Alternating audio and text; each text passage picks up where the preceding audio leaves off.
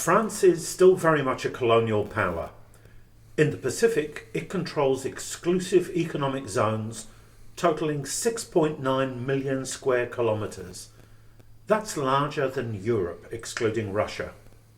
An important part of that far-flung empire is the island chain of New Caledonia, known by its indigenous people as Kanaky. Since late May, the people of Kanaky have been on the streets, fighting the inequality and racism of French control. France has responded by bringing in thousands of police and soldiers. So why is France holding on to colonial possessions from the 19th century? How can the people of Kanaky win their freedom? And why is the Australian government so unwilling to speak out, even though it's a signatory to anti-colonial treaties? To help answer those questions, we're joined today by Nic Maclellan. Nic is an Australian journalist and researcher who specialises in covering the affairs of the Pacific Islands.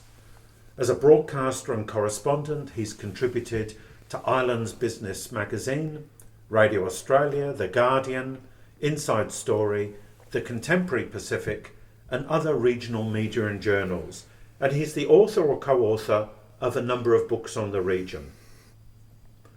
You're listening to The Sound of Solidarity, brought to you by Solidarity. We're a revolutionary socialist group in Australia, and if you'd like to find out more about us, our website is solidarity.net.au. I'm David Glanz, and I'm recording this episode on unceded Wurundjeri land in Naarm, or Melbourne. So welcome, Nic. Thanks. Great to be with you. We're recording this episode in late July. What's happening in Kanaky or New Caledonia now? Are people still protesting? Yes, since the 13th of May, there have been riots, there have been clashes between police and protesters in this French Pacific dependency. As you mentioned, France has deployed more than 3,700 gendarmes, GIGN elite paramilitary police, even anti-terrorist squads, backed by armoured cars. The French military has been deployed to provide technical and logistic support, but we've seen over the last couple of months increasing mission creep, where not just police forces, but the army, the military, are involved in operations in New Caledonia. There are still protests, although things have certainly calmed since the height of conflict in late May and June. There's been enormous impacts. The economy has been badly hit. Hundreds of people, some say thousands of people, have lost their jobs. But this has been part of a longer process of protest where the indigenous Melanesian people of New Caledonia, known as Kanak, with supporters in the independence movement from a whole range of other communities in New Caledonia, have been calling for a pathway to an independent and sovereign nation. And what's been striking is, and this is why young people are still out on the streets, even as we speak, after more than 2 months of protests, a whole new generation has stepped up to follow the path that was set by their elders back in the 1980s. Perhaps we should remind listeners why people went onto the streets in May. If people haven't been following events, and with honourable exceptions like yourself, the Australian media doesn't devote a lot of attention to these matters, so people may not know why the protest started. There's a mixture of reasons. One of the key drivers is enormous social, cultural, economic disadvantage. One of the striking features of Noumea, the capital of New Caledonia, is it's a very divided city. I often say it's a city of yachts and squats. There are incredibly rich apartment buildings down in the southern suburbs, yacht harbours. People find it as they come as French public servants to work in New Caledonia. Very pleasant place to live. But there are also a whole range in the northern part of the capital, Noumea, working class industrial areas where both Kanak and people from Wallis and Futuna, Polynesian people who've migrated to work in New Caledonia, are also living. And there are literally thousands of people living in squatter settlements. So although New Caledonia has one of the highest per capita GDP of any Pacific Island country, it's an incredibly divided and unequal society. And, Indigenous Kanak have indicators that parallel the sorts of things we see in Australia for First Nations peoples, Aboriginal and Torres Strait Islanders. For example, the main prison in New Caledonia, Camp Est, about 90% of the inmates are Kanak. They only make up, however, about 41% of the population, give or take. So, they're double the rate of incarceration for young Kanak. Surprise, surprise, young people are jailed for offences that a person of European heritage would never be brought before the courts. Similarly, educational standards are so diverse. The government of New Caledonia now has control over the education system at primary and secondary level, but for literally 170 years there's been enormous discrimination against Indigenous people in scholarship and education. And so 45% of young Kanak don't have a school leaver certificate. And so when the riots began in mid-May, as France tried to ram through changes to the voting laws for the local political institutions, you saw young people come out of the squatter settlements, out of the working class suburbs, and there was nights of rioting, of looting. Some of it was pretty random, some of it was quite targeted. On the first night, the young people went and burnt down the Porsche dealership in Magenta. That's sort of symbolic of this gulf that I'm talking about. So that was one key driver, this enormous inequality between, working class and poor people and the very wealthy who live a pretty comfortable life in New Caledonia. The other key driver, though, was that it wasn't simply just a riot, it was also about a nationalist protest. There is an independence movement that dates back to the 1970s, particularly since 1984, the creation of a National Liberation Front, the FLNKS, the Kanak Socialist National Liberation Front. So for decades there's been a call for a pathway to political independence, to a sovereign nation, which people would call Kanaky New Caledonia. And you saw young people out on the streets, and increasingly not so young people, joining the protests, waving the flag of Kanaky, wearing T-shirts with slogans about independence. And so it wasn't just a riot, it was also a popular protest about this question. Here we are a quarter of the way through the 21st century, and France is still a colonial power. The British Empire crumbled back in the 1950s and 60s, and although Britain remains a neo-colonial power around the world, an imperial power, it doesn't hold colonies in the same way that France does. And that challenge to French colonial empire is a central part of this story. And that's why, you've seen the significance that a younger generation who weren't born at the turn of the century have picked up protests that were seen going back forever. There's been revolts in New Caledonia in 1878. Chief Atai, Kanak chief in the centre of the country, rose up against the theft of land. In 1917, in the middle of the First World War, where Kanak and Tahitian soldiers were off fighting in the trenches in France. They couldn't vote, but they could fight for La Mère Patrie, the motherland. Chief Noel rose up in 1917, a time of great turmoil in the world, against French rule. As soldiers came back after fighting in the Second World War, they couldn't vote. They'd fought once again for France in 1939, 1945.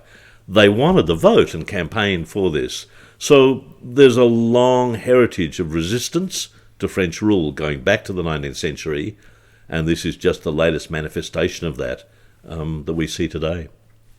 And specifically the changes they came out on the streets to oppose would have given a greater proportion of the vote to, essentially, to colonial French residents. There's a complex system about voting. The French are different to the British tradition. The French say, if you live in one of our colonies, you're French. You have the full rights of a French national. So you can vote for the French presidency, the French National Assembly, the European Parliament even, although most people in the Pacific don't bother because it's a parliament on the other side of the world that's largely irrelevant to their daily life. But you have those rights of citizenship. What was unique about the Kanak struggle, and it is unique in French law, is that they signed a series of agreements after the armed conflict of the 1980s, and an agreement known as the Noumea Accord, signed in May 1998, created this unique idea of a New Caledonian citizenship. and there are complex residency requirements, but basically it's, indigenous people and long-term residents, the descendants of the prisoners who were brought, back in the 19th century, the indentured labourers who were brought to work in New Caledonia's nickel industry, the free settlers who came. So there's a recognition that there are people dubbed the victims of history, people who were brought, not of their free will, to New Caledonia as prisoners or indentured labourers during the colonial period of the 19th, early 20th century. But they say we're not French, we're New Caledonian. And that doesn't exist in other parts of the French Empire. For example, there's a Corsican nationalist movement, but there's a famous court case in 1991 where France's highest constitutional court said there is no Corsican people. There are French citizens of Corsican heritage, but Corsica is not a nation. The Kanak say we are the Kanak people, not an ethnic community. We are a people, a nation in waiting in international law. And that's been recognised in international law by the United Nations. So the notion of changing the definition of who's New Caledonian, of expanding the number of people who can vote, because there's up to 40,000 people, French nationals resident in New Caledonia, who can't vote for the local provincial assemblies, the local congress, the local government. And they say, but we're French, we have the right to vote. And New Caledonians saying, well, no, this is a colonial context. And that's been a battleground for decades as people try and preserve the achievements of the Namur Accord, this framework agreement signed in 1998. France tried to ram through changes without an agreement on the ground, passed through the French Senate in April this year, and on the 13th of May, despite massive peaceful protests saying, don't do this, the Macron administration brought these constitutional changes to the French National Assembly. As it was going before the French legislature in Paris, New Caledonia exploded, and people said, enough is enough. You talked about the independence movement. Can you give us a brief sketch of who the key players are, the parties? And did the formal institutions of the independence movement come in and support the young people on the streets? The main independence coalition, as I mentioned, is called the FLNKS, the Kanak Socialist National Liberation Front. As the name suggests, it's a front, it's a coalition of different forces. When it was created in September 1984, this is the anniversary year, it included a number of political parties, also a feminist group, GFKL, church members, political organisations, and trade unions. It's narrowed for various reasons over time, but there are four major parties that still make up this FLNKS. The largest is Union Caledonienne, the Caledonian Union, which dates back to the 1950s, was created after the Second World War, partly through fear of communism. The Communist Party of France was very active during the Second World War in resistance to fascism, to Nazism. There was a small branch of the Communist Party that started organising amongst the tribes, organising to get the vote. And so the Protestant and Catholic churches supported the creation of this Caledonian Union as a way of keeping communists out of the tribes. So this party, with strong bases in the churches, has existed since the 1950s. There was a second group of parties that grew up in the 1970s, the Vietnam era. There was a massive global mobilisation of indigenous peoples. We saw it in Australia with the Aboriginal Tent Embassy and movements for self-managed Aboriginal institutions like legal services and health services. In America, the American Indian movement occupied Alcatraz and called for land rights. So it was across the Pacific Islands, that period in the 1970s where Australia ended as a colonial power its rule in Papua New Guinea in September 1975. Vanuatu moved to independence. This was a time of incredible turmoil around the world, framed by the Vietnam War, the rise of second-wave feminism, and movements of black power. And that young generation of Kanak intellectuals in the late 60s and early 70s were the first to enter university. And they often joke, I've talked to people who were in that wave of the first Kanak ever to get a university degree, and they said sending us to France after May 1968 was not a good idea because they fell into this ferment of debate. And so a party was created called the Party of Kanak Liberation, Palika, And after Union Caledonienne, that's the second largest political force in the country. So you had a new generation that had come out of a different political tradition, influenced by Marxism, by feminism, by Third Worldism, as it was in that period. Since then, there's been a breakaway. Also, the Parti Travailliste, a Labour Party, as the name suggests, that's a left-wing party focused on particularly workers' rights. It grew out of a trade union confederation called USTKE. That's the Confederation of Kanak and Exploited Workers' Unions. This is a trade union movement founded in 1981 that is proudly pro-independence. They are a trade union network. They have branches in education, in mining, in public service, in the post office and so on. And like any trade union, they're focused very much on industrial issues in the workplace. But USTKE, really alone amongst the trade union confederations represented in New Caledonia, has always been pro-independence. So the ties between the unions and the Parti Travailliste, which remains outside the FLNKS today, is very much part of this picture. So there's been a ferment, though. The labels in some ways don't actually represent the forces on the ground. And one of the features of this period, both before and after the riots on the 13th of May, was the creation of a network called CCAT. This was a sort of umbrella set up at local areas where activists could come together to organise.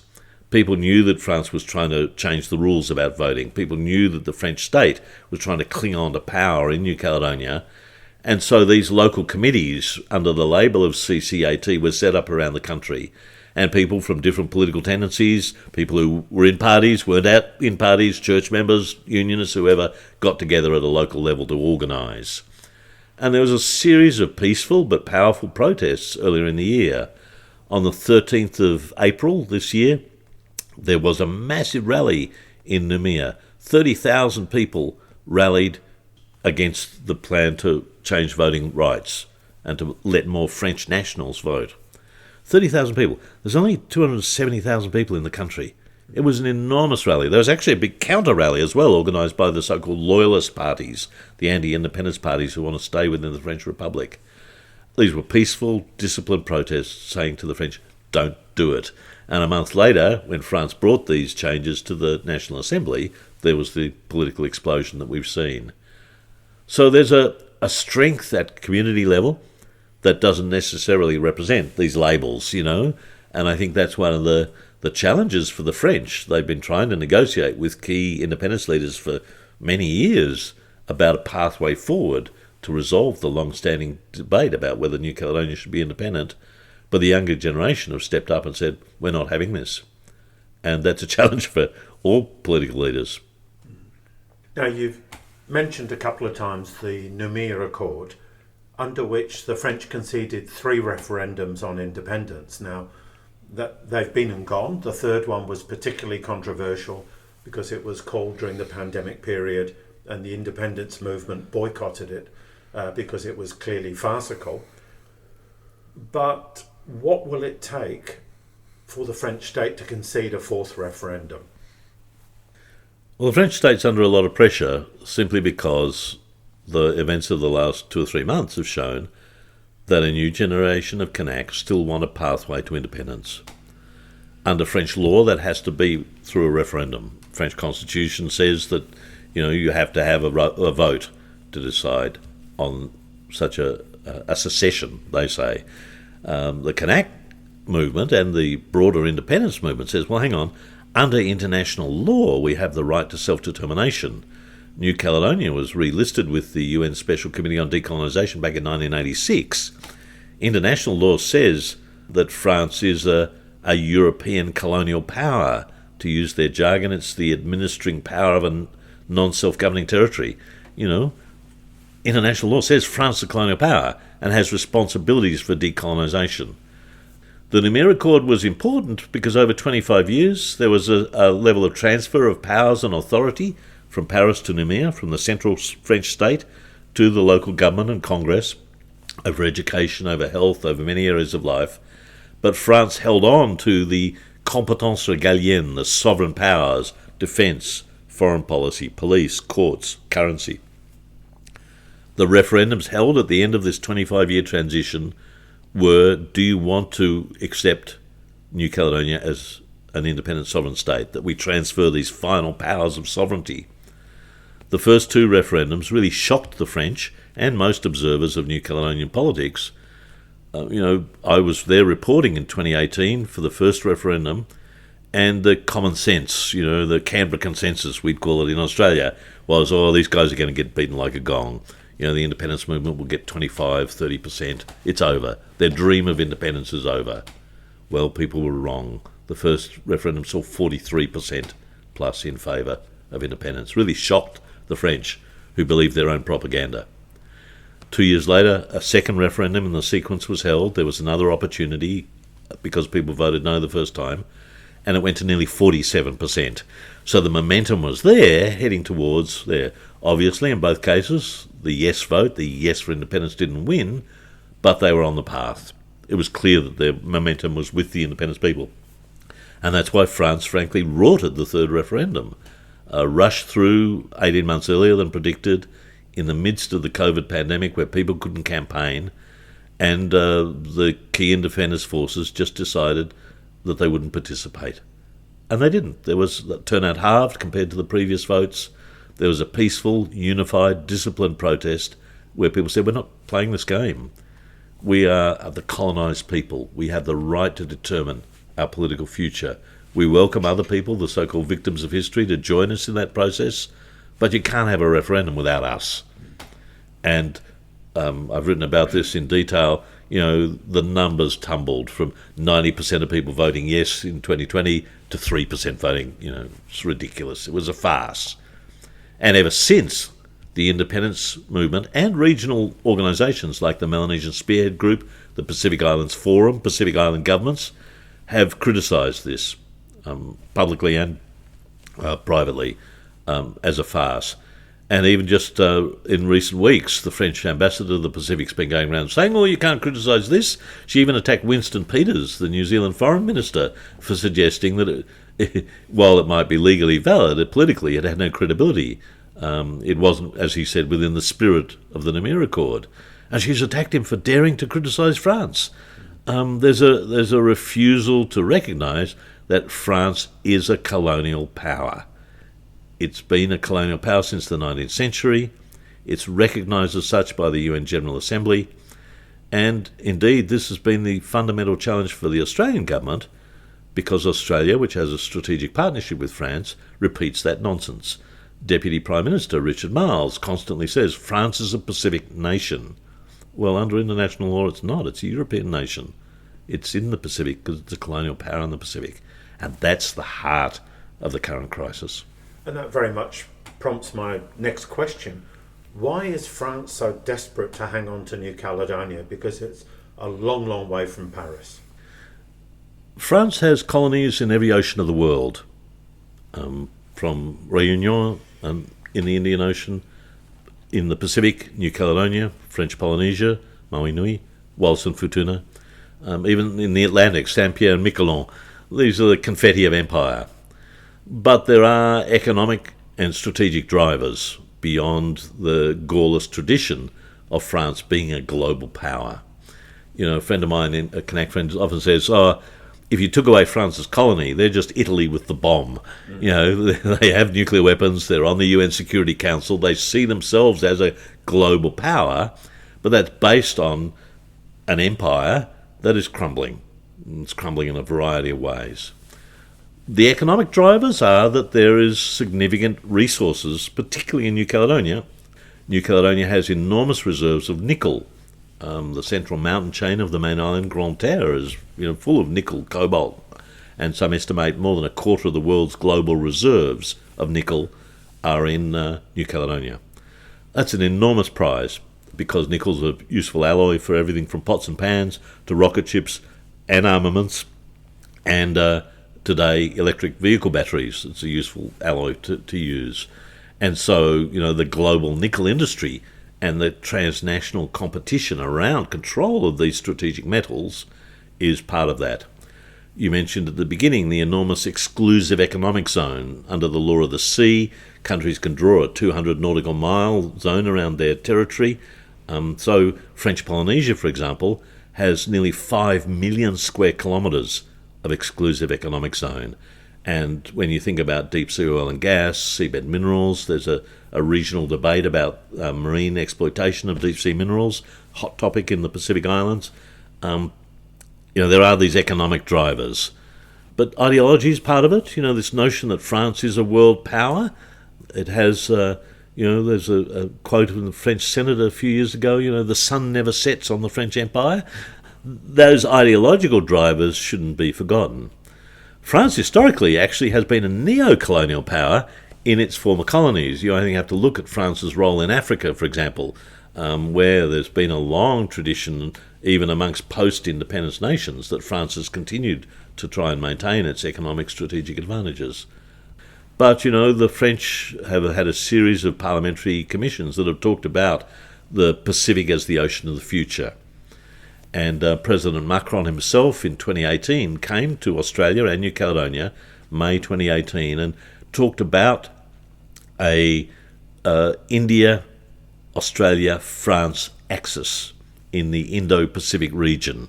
France has picked up this jargon about the Indo-Pacific, which drives Australian policy in AUKUS and so on nowadays. And France sees itself as a player in the Indo-Pacific. And they formally adopted an Indo-Pacific strategy in July 2021. Of course, then there was the AUKUS decision in September, a slap in the face to President Macron, where basically the Australian Defence Force decided they'd buy American rather than buy French. But that was a $90 billion armaments contract. Australia planned to buy French submarines. It instead decided to buy American ones.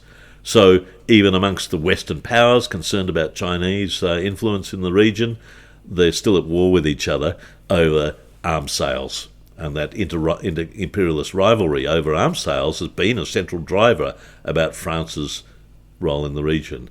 And you only have to listen to the way French diplomats talk about Australia and the United States to know that even though they're all aligned against China and concerned about Chinese influence in the Asia-Pacific region, they're also not necessarily on the same side when it comes to questions that drive the economy and the militarism of this situation.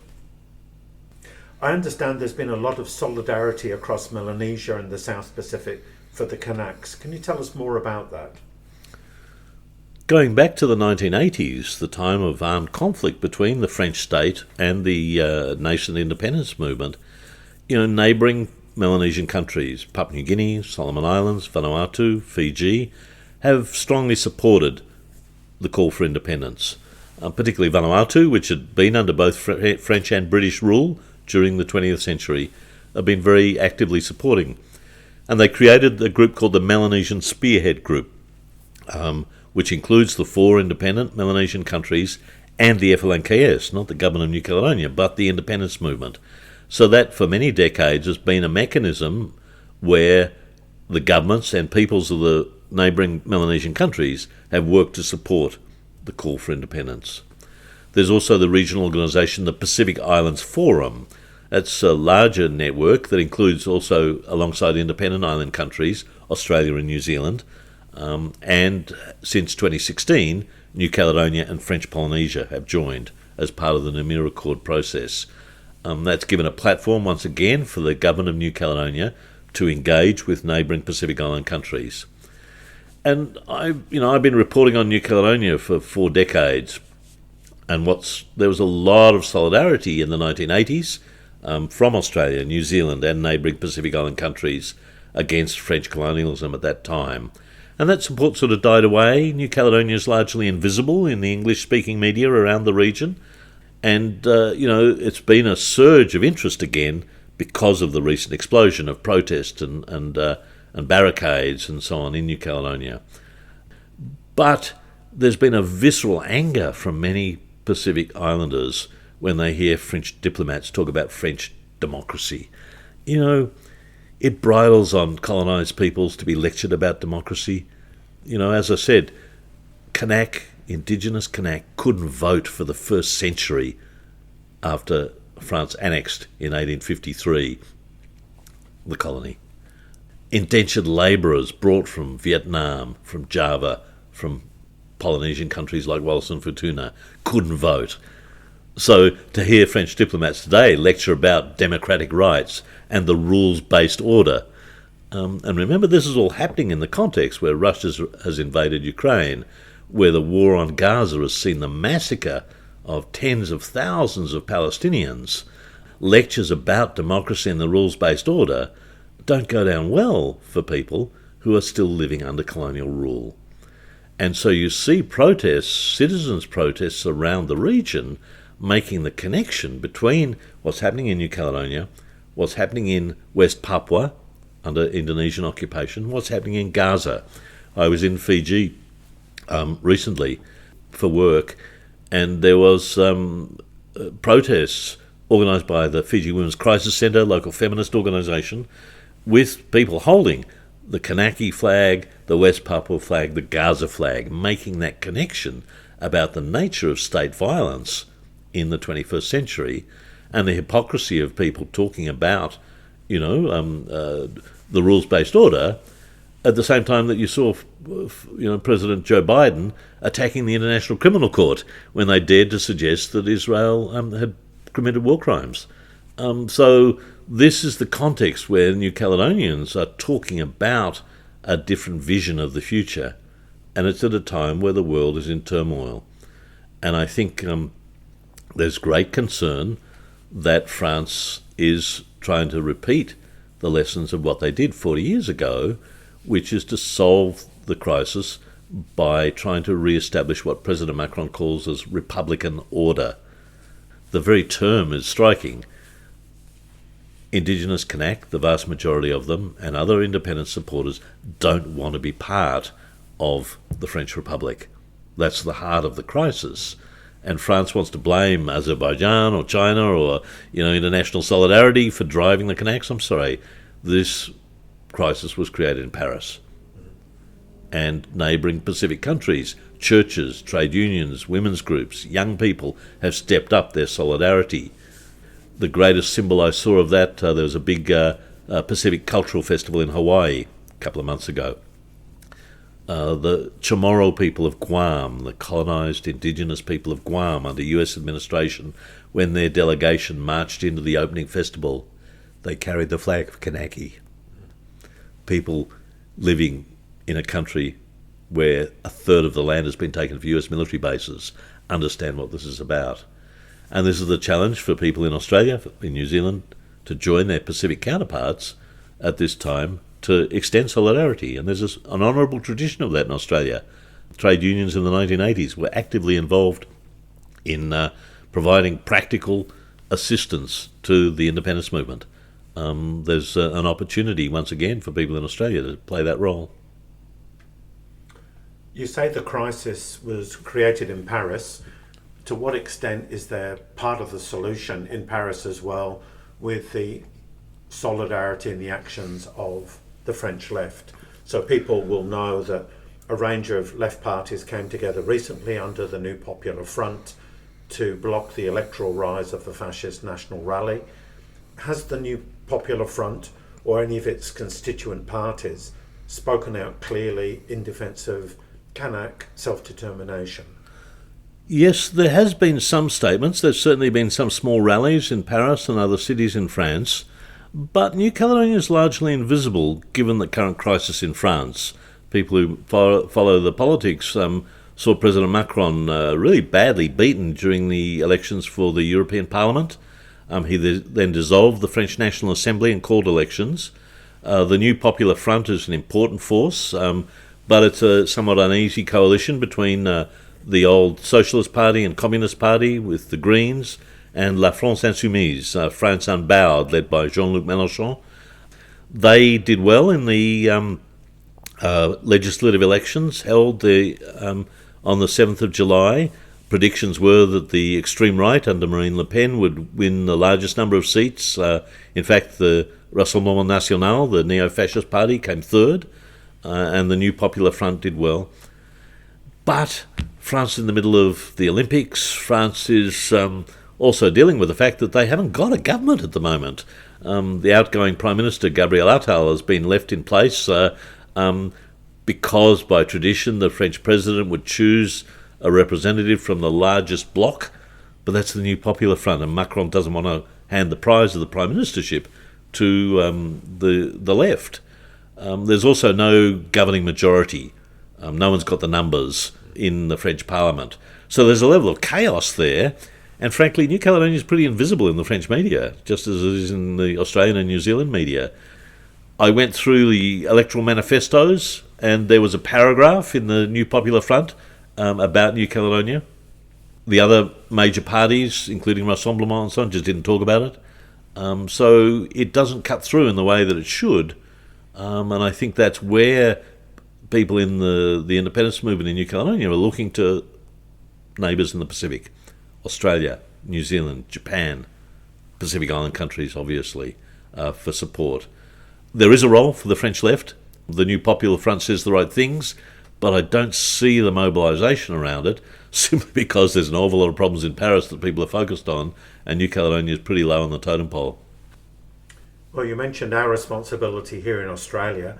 People should be aware of the fact that New Caledonia is closer to Brisbane than Brisbane is to Melbourne. People often think about these places as being a long, long way away, but actually New Caledonia is relatively close to Australia.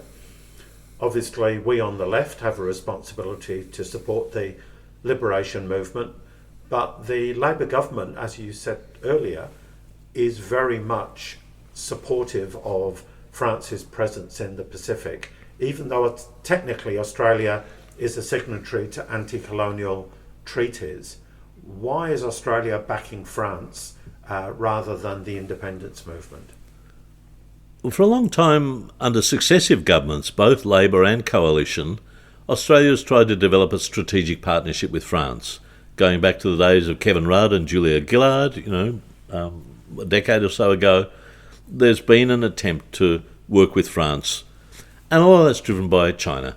A lot of that's driven by the concern about China's role in the Asia-Pacific region, and particularly its potential influence in the Pacific Islands. France is seen as a stable, democratic ally in that effort, and it puts a lot of money into its colonies in the Pacific.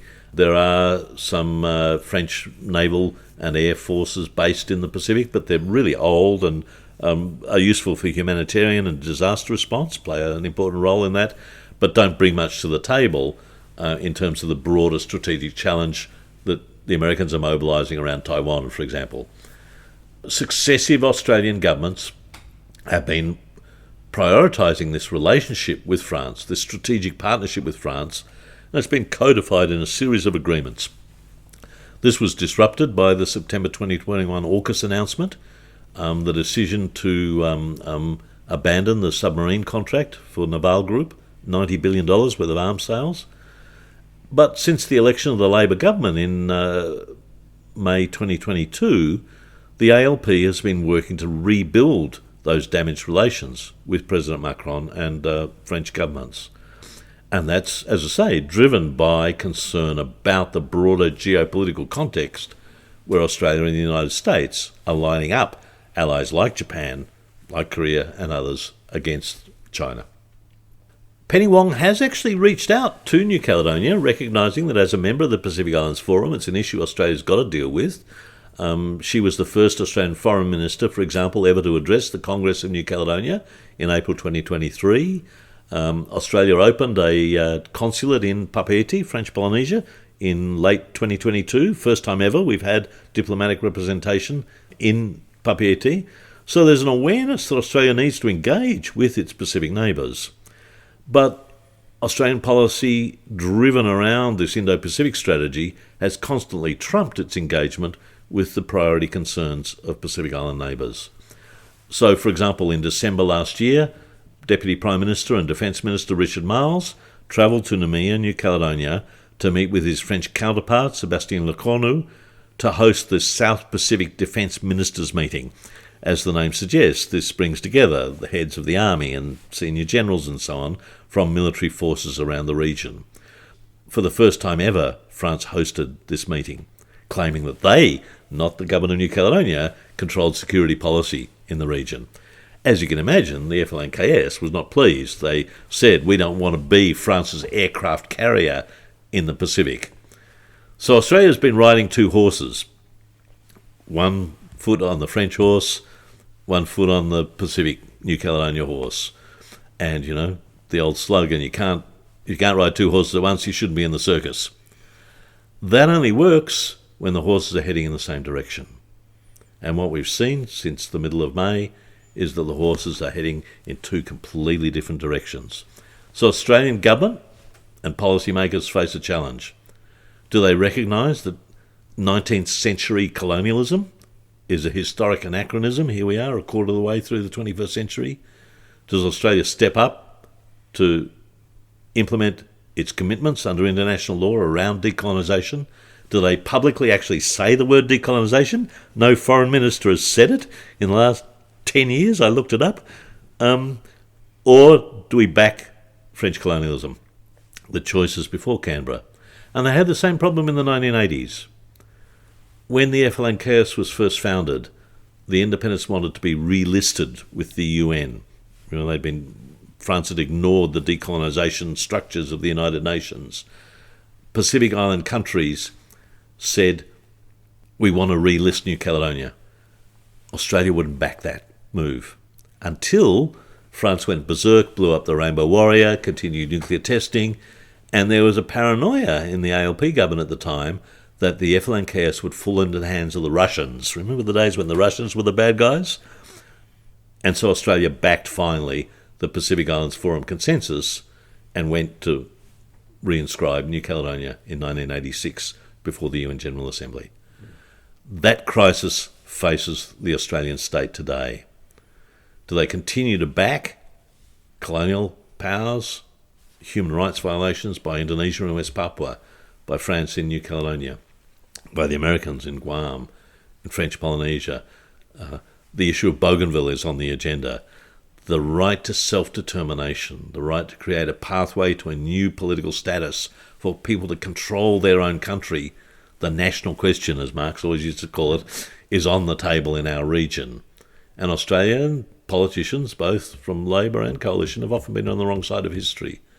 But they face this dilemma, and the young people of New Caledonia, stepping up in recent months, have posed this pretty sharply. A whole new generation says, we want to govern our own affairs. We want a pathway towards New Caledonia taking responsibility for its society, for its economy, for its future, for its dignity. That challenge is on the table.